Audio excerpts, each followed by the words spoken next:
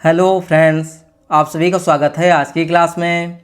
दोस्तों, यदि आप आर्मी अग्निवीर एग्ज़ाम या फिर टी आर्मी एग्ज़ाम की तैयारी कर रहे हो तो यह क्लास आपके लिए काफ़ी इम्पोर्टेंट है, क्योंकि आज की क्लास में दोस्तों सामान्य विज्ञान यानी कि साइंस के टॉप 15 प्रश्नों के बारे में डिस्कस करने वाले हैं, जो कि बार बार आपकी परीक्षाओं में पूछे जाते हैं और आने वाले एग्ज़ाम में ज़रूर पूछे जाएंगे।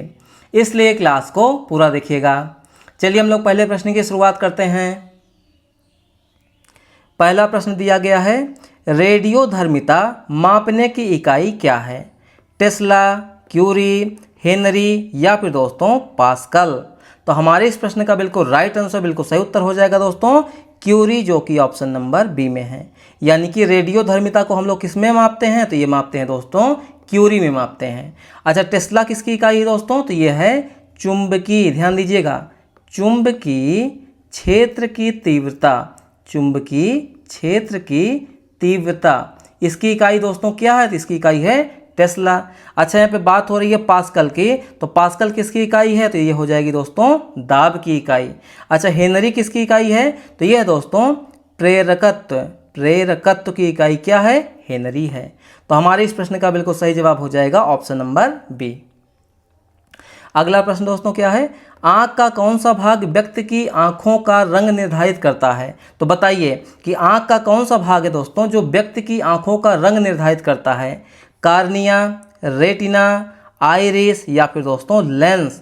तो हमारे इस प्रश्न का बिल्कुल राइट आंसर, बिल्कुल सही उत्तर हो जाएगा दोस्तों, ये हो जाएगा आइरिस। क्या हो जाएगा? आइरिस। आइरिस को हम लोग क्या कहते हैं? इसको हम लोग कहते हैं पुतली। क्या कहते हैं दोस्तों? पुतली। अच्छा, यहाँ पे बात कार्निया की हो रही है, तो नेत्रदान जब भी किया जाएगा दोस्तों तो ये दोस्तों कार्निया ही उसमें दान की जाती है। तो हमारे इस प्रश्न का बिल्कुल सही जवाब हो जाएगा दोस्तों आइरिस या फिर कह सकते हैं पुतली। अगला प्रश्न दोस्तों क्या है, कैल्शियम हाइपोक्लोराइड का सामान्य नाम क्या है? Baking soda, bleaching powder, plaster of Paris या फिर दोस्तों जिप्सम। तो हमारे इस प्रश्न का बिल्कुल राइट आंसर, बिल्कुल सही उत्तर हो जाएगा दोस्तों ब्लीचिंग पाउडर। ब्लीचिंग पाउडर को दोस्तों हम लोग क्या कहते हैं? Calcium hypochloride. Option number B हमारे इस प्रश्न का बिल्कुल सही जवाब हो गया। अगला प्रश्न दोस्तों क्या है, आकाश के नीले रंग के लिए कौन सी घटना जिम्मेदार है? यानी कि हमारी आंखों से देखने पर दोस्तों आसमान का रंग कैसा दिखाई देता है? नीला, जबकि आसमान का दोस्तों वास्तविक रंग कैसा होता है? काला। तो यानी कि आसमान हमें नीला दिखाई दे रहा है, क्यों दिखाई दे रहा है? परावर्तन के कारण, अपवर्तन के कारण, प्रकीर्णन के कारण या फिर दोस्तों विक्षेपण के कारण। तो हमारे इस प्रश्न का बिल्कुल सही उत्तर हो जाएगा दोस्तों ऑप्शन नंबर सी, प्रकीर्णन के कारण। देखिए, आसमान का वास्तविक रंग कैसा होता है? काला, लेकिन हमें दिखाई दे रहा है नीला। तो किस लिए दिखाई दे रहा है? यानी कि प्रकाश के प्रकीर्णन के कारण। ऑप्शन नंबर सी हमारे इस प्रश्न का बिल्कुल सही जवाब हो गया। अगला प्रश्न दोस्तों क्या है, चिप्स को ऑक्सीकरण, ऑक्सीकरण का मतलब होता है खराब होने से बचाने और कुरकुरे रखने के लिए पैकेट में कौन सी गैस भरी जाती है? कहने का मतलब दोस्तों जितनी भी ये चिप्स वाली पैकेटें होती हैं उसमें जो सामान रखा होता है खाने वाला, उसको दोस्तों सेफ रखने के लिए, बचाने के लिए कौन सी गैस भरते हैं? ऑक्सीजन, कार्बन डाइऑक्साइड, नाइट्रोजन या फिर दोस्तों हाइड्रोजन। तो हमारे इस प्रश्न का बिल्कुल सही जवाब हो जाएगा दोस्तों ऑप्शन नंबर सी, नाइट्रोजन। यानी चिप्स की पैकेट में, कुरकुरे की पैकेट में, नमकीन की पैकेट में, इनमें सब में क्या होता है? नाइट्रोजन गैस भरी रहती है, जिससे कि वह सामान जल्दी से खराब नहीं होता है। अगला प्रश्न दोस्तों क्या है, निम्नलिखित में से कौन सा एक आनुवांशिक विकार है? आनुवांशिक विकार यानी कि आनुवांशिक बीमारी कौन सी है? मलेरिया, क्षय रोग जिसको हम लोग टीबी भी कहते हैं, या फिर दोस्तों हीमोफीलिया, क्या? हीमोफीलिया या फिर दोस्तों निमोनिया। तो हमारे इस प्रश्न का बिल्कुल राइट आंसर, बिल्कुल सही उत्तर हो जाएगा दोस्तों हीमोफीलिया। क्या है? एक आनुवांशिक विकार है। आनुवांशिक विकार का मतलब दोस्तों क्या हुआ कि यदि आपके परिवार में किसी भी व्यक्ति को हीमोफीलिया है तो मतलब कि उसमें चांसेस ज़्यादा रहता है कि उसकी फैमिली में हीमोफीलिया रहेगा। मतलब वही क्या होता है? आनुवांशिक विकार। यानी एक पीढ़ी के बाद दूसरी पीढ़ी में भी वही बीमारी यहाँ पे दोस्तों बनी रहती है, तो उसी को हम लोग क्या कहते हैं? आनुवांशिक विकार कहते हैं। तो ऑप्शन नंबर सी हमारे इस प्रश्न का बिल्कुल सही जवाब हो गया।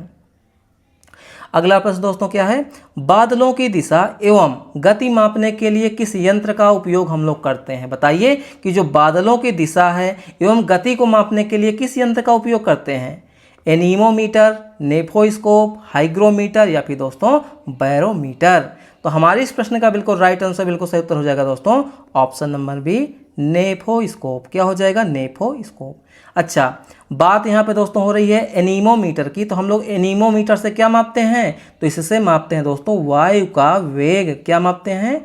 वायु का वेग मापते हैं। किससे? ये मापते हैं दोस्तों एनीमोमीटर से।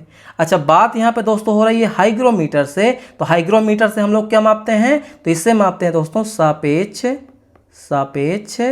आर्द्रता। क्या मापते हैं दोस्तों?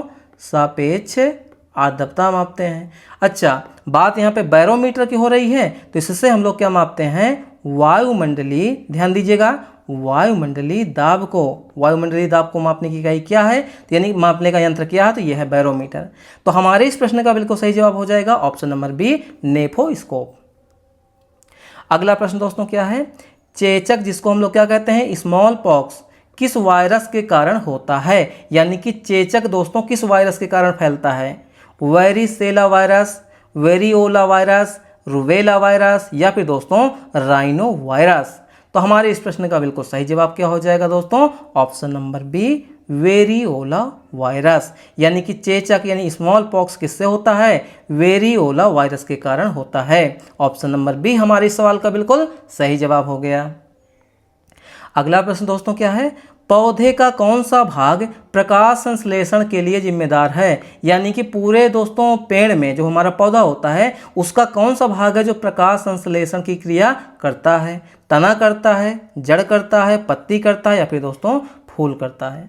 तो प्रकाश संश्लेषण की क्रिया दोस्तों कौन करता है? पत्ती यानी कि लीफ द्वारा होता है।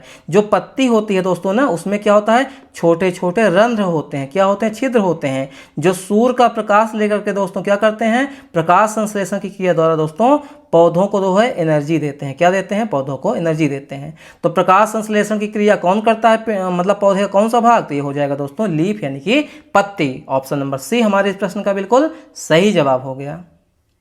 अगला प्रश्न दोस्तों क्या है? पौधे में फ्लोएम का मुख्य कार्य क्या होता है? बताइए। पौधे में जैसे हमारा होता है एक जाइलम, एक होता है फ्लोएम। तो फ्लोएम का मुख्य कार्य क्या हो जाएगा? तो जल का परिवहन, भोजन का स्थानांतरण, प्रकाश संश्लेषण या फिर दोस्तों संरचनात्मक सहारा। तो हमारे इस प्रश्न का बिल्कुल राइट आंसर क्या हो जाएगा? बिल्कुल सही उत्तर क्या हो जाएगा? भोजन का स्थानांतरण कौन करता है? यानी कि भोजन को एक स्थान से दूसरे भाग में कौन पहुंचाता है? फ्लोएम पहुंचाता है। कौन पहुंचाता है? फ्लोएम। अगला प्रश्न दोस्तों क्या है? आनुवंशिकता की मूल इकाई क्या है? बताइए कि आनुवंशिकता की मूल इकाई क्या है दोस्तों? कोशिका, डीएनए, जीन या फिर दोस्तों क्रोमोसोम, जिसको हम लोग गुणसूत्र भी कहते हैं। तो हमारे इस प्रश्न का बिल्कुल सही जवाब क्या हो जाएगा? ये हो जाएगा जीन। आनुवंशिकता की दोस्तों मूल इकाई क्या है? ये है दोस्तों जीन। Option number C. अच्छा, बात यहाँ पे दोस्तों कोशिका की हो रही है। तो जीवन की मूलभूत इकाई कौन सी है? कोशिका। लिख दे रहा हूँ, जीवन की मूलभूत, क्या दोस्तों? मूलभूत इकाई क्या है? तो ये हो जाएगी दोस्तों कोशिका यानी कि सेल। और आनुवंशिकता की मूल इकाई क्या है? तो ये हो जाएगा दोस्तों जीन, जो कि ऑप्शन नंबर सी में है। अगला प्रश्न दोस्तों क्या है? एक नवजात शिशु में लगभग कितनी हड्डियां होती हैं? तो देखिए, सामान्य मनुष्य में कितनी होती हैं दोस्तों? 2 से 6। तो जब बच्चा छोटा होता है, व्यक्ति छोटा होता है, शिशु छोटा होता है, तो उसमें दोस्तों ज़्यादा हड्डियां होती हैं। कितनी? 200 तो होगा नहीं, 206 होगा नहीं, 250 होगा नहीं, यानी कि 206 से ज़्यादा ही होगा। तो या तो 250 या तो 300। तो हमारे इस प्रश्न का बिल्कुल सही जवाब हो जाएगा दोस्तों 300। यानी कि एक नवजात शिशु में लगभग कितनी हड्डियां होती हैं दोस्तों? ये हो जाएंगी 300, जो कि ऑप्शन नंबर डी में है। अगला प्रश्न दोस्तों क्या है? लाल रक्त कोशिकाओं, जिसको हम लोग आरबीसी भी कहते हैं, उनका जीवन काल कितना होता है? यानी कि लाल रक्त कोशिकाएं आरबीसी का जीवन काल कितना होगा? 60 दिन होगा, 120 दिन, 180 दिन या फिर 10 दिन? तो हमारे इस प्रश्न का बिल्कुल सही जवाब हो जाएगा दोस्तों 120 दिन। यानी कि लाल रक्त कोशिकाएं आरबीसी कितने दिन तक जीवित रहती हैं? तो ये रहती हैं दोस्तों 120 दिन।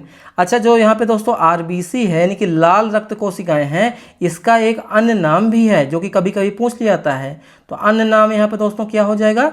ये हो जाएगा दोस्तों एरिथोसाइट। क्या हो जाएगा? एरिथोसाइट हो जाएगा। आरबीसी का अन्य नाम क्या हो जाएगा दोस्तों? ये हो जाएगा एरिथोसाइट। ठीक, तो ऑप्शन नंबर कौन सा? ऑप्शन नंबर बी हमारे इस प्रश्न का बिल्कुल सही जवाब हो गया। अगला प्रश्न दोस्तों क्या है, जड़त्व का नियम सर्वप्रथम किसने दिया था? बताइए कि जो हमारा जड़त्व का नियम है सर्वप्रथम किसने दिया था? गैलीलियो ने दिया था, आइजैक न्यूटन ने दिया था, आर्किमिडीज ने दिया था, या फिर दोस्तों अल्बर्ट आइंस्टीन ने दिया था? तो जड़त्व का नियम किसने दिया था दोस्तों? ये दिया था गैलीलियो यानी कि गैलीली ने। तो ऑप्शन नंबर ए हमारे इस प्रश्न का बिल्कुल राइट आंसर, बिल्कुल सही उत्तर हो जाएगा। अगला प्रश्न दोस्तों क्या है, वेरी वेरी इंपॉर्टेंट प्रश्न है, कई बार आपकी परीक्षा में पूछा जा चुका है।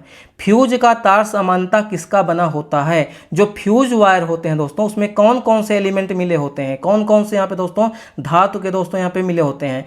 तांबा और एल्युमिनियम, टिन और सीसा का मिश्र धातु, लोहा और तांबा, या फिर चांदी और सोना। तो देखिए चांदी और सोना तो मिलेगा नहीं क्योंकि इतना तो दोस्तों महंगा होता है, कौन उसको फ्यूज का तार उसके बनाएगा? लोहा और तांबा भी नहीं होगा।